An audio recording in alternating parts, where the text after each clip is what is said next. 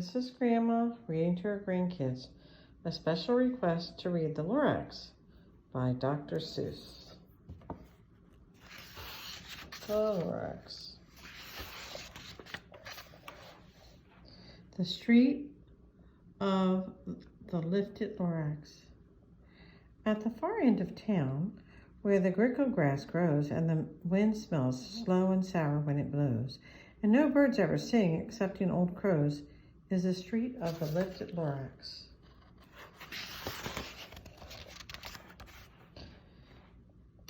And deep in the grickle grass, some people say, if you look deep enough, you can still see today where the Lorax once stood, just as long as it could before somebody lifted the Lorax away. What was the Lorax? And why was he there? And why was it lifted and taken somewhere? From the far end of town where the grickle grass grows, the old onceler still lives here. Ask him, he knows. You won't see the onceler. Don't knock at his door. He stays in his lurkum on top of his store. He lurks in his lurkum, cold under the roof, where he makes his own clothes out of muffled moof. And on special dank midnights in August, he peeks out of the shutters, and sometimes he speaks and tells how the Lorax was lifted away. He'll tell you, perhaps, if you're willing to pay. On the end of a rope, he lets down a tin pail, and you have to toss in 15 cents and a nail, and the shell of a great-great-great-grandfather snail.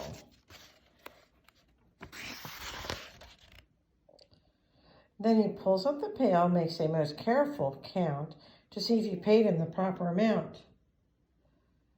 Then he hides what you paid him away in the snub, his secret strange hole in his grovulous glove. Then he grunts, I will call you by whisper my phone, for the secrets I tell you are for your ears alone. Slop, down slops the whisper my phone to your ear, and the old onceler's whispers are not very clear, since they have to come down through a snargly hose, and he sounds as if he had smallish bees up his nose.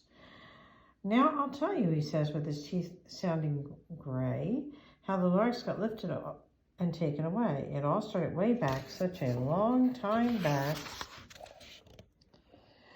Way back in the days when the grass was still green and the pond was still wet and the clouds were still clean, and the song of the swammy swan sprang up in space. One morning I came to this glorious place, and I first saw the trees, the truffula trees, the bright-colored tufts of the truffula trees, mile after mile in the fresh morning breeze.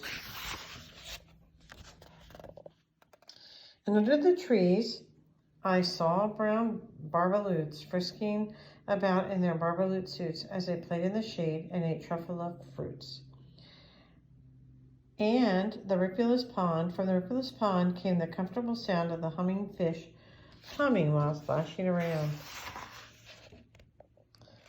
But those truffula trees, all my life I've been searching for trees such as these. The touch of their tops was much softer than silk, and they had the sweet smell of the fresh butterfly milk. I felt a great leaping of joy in my heart. I knew just what I'd do. I'd unload my cart. In no time at all, I had built a small shop, and then I chopped down a truffula tree with one chop. With great skill and with great speedy speed, I took the soft tuft and I knitted a thneed.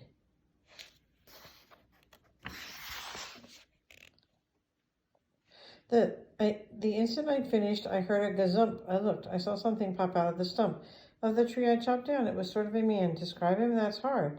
I don't know if I can. He was shortish and oldish and brownish and mossy, and he spoke with a voice that was sharpish and bossy. Mister, he said with a sawdusty sneeze, I am the Lorax and speak for the trees. I speak for the trees have no tongues. And I'm asking you, sir, at the top of my lungs. He was very upset as he shouted and puffed. What's that thing you've made out of my truffula tuft? Look, Lorax, I said, there's no cause for alarm. I chopped just one tree. I'm doing no harm. I'm being quite useful. The thing is a thneed. A thneed is a fine something that all people need. It's a shirt, it's a sock, it's a glove, it's a hat. But it has other uses. Yes, far beyond that. Yes, you can use it for carpets, for pillows, for sheets, or curtains, or cover of bicycle seats. The Lorax said, "Sir, you are crazy with greed. There is no one on earth who would buy that full need." But the very next minute, I proved he was wrong, for just at that minute, a chap came along, and he thought that the need I admitted was great. He happily bought it for $3.98. I laughed at the Lorax. "You poor stupid guy. You can never tell what someone will buy." "I repeat," cried the Lorax, "I speak for the trees." "I'm busy," I told him. "Shut up, please." I rushed across the room, and in no time at all, I built a radio phone. I put in a quick call. I called all my brothers and uncles and aunts, and I said, "Listen here, here's a wonderful chance for the whole Onceler family to getting mighty rich. Get over here fast, take the road to the North Ditch, turn left at Weehawken, sharp right at South Stick." And in no time at all, in the factory I built, the whole Onceler family was working full tilt. They were all native thieves, just as busy as bees, to the sound of the chopping of truffle trees. Then, oh baby, oh, how my business had grown. Now chopping one tree at a time was too slow. So I quickly invented my super axe hacker, which I whacked off 4 truffula trees all in one smacker. We were making needs 4 times as fast as before. And what Lorax? And that Lorax, he didn't show up anymore.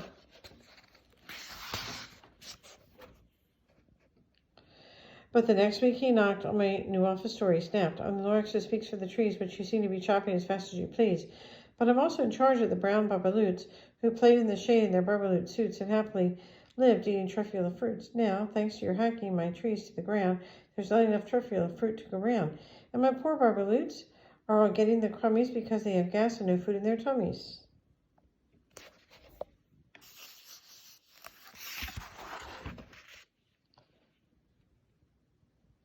"They love living here, but I can't let them stay. They'll have to find food, and I hope that they may. Good luck, boys," he cried, and he sent them away. I, the Onceler, felt sad as I watched them go, but business is business, and business must grow, regardless of crummies and tummies, you know.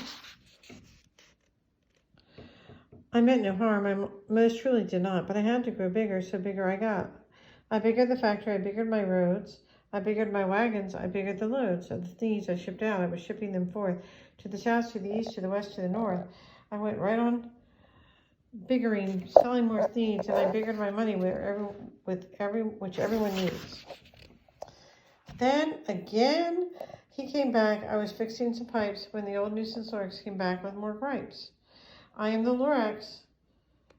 He coughed and he whiffed, he sneezed and he snuffed, he snarled and he sniffed. "Onceler," he cried, with a crufulent croak, "Onceler, you're making such smog yellow smoke.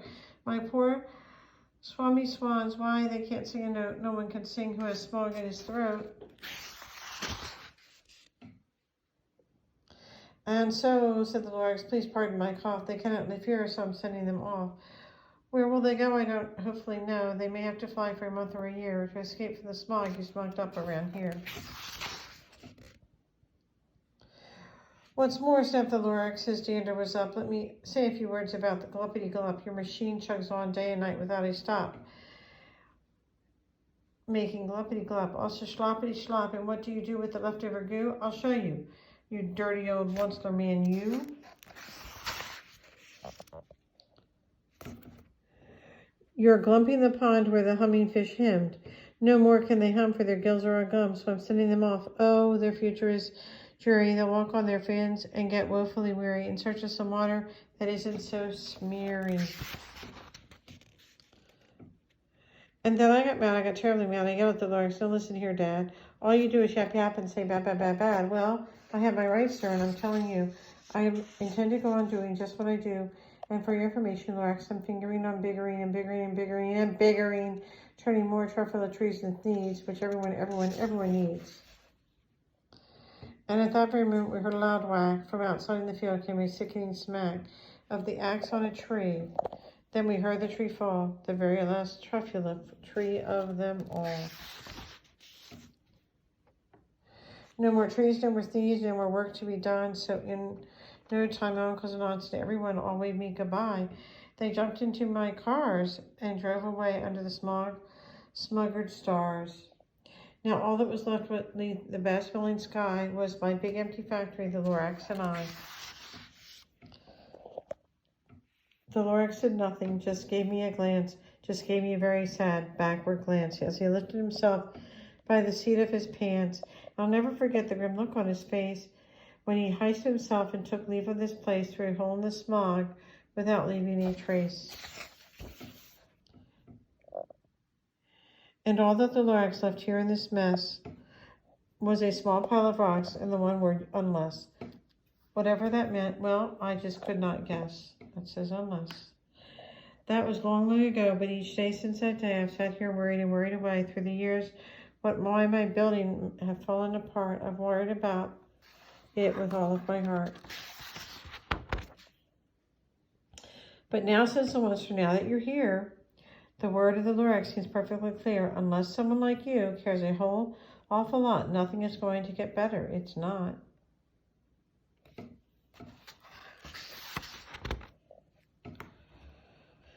So, catch, calls the monster. He let something fall. It's a truffula seed. It's the last one of all. You're in charge of the last of the truffula seeds. And truffula trees are what everyone needs. Find a new truffula tree, treat it with care, give it clean water, and feed it fresh air. Grow a forest, protect it from axes that hack, and the Lorax and all of his friends may come back. The end.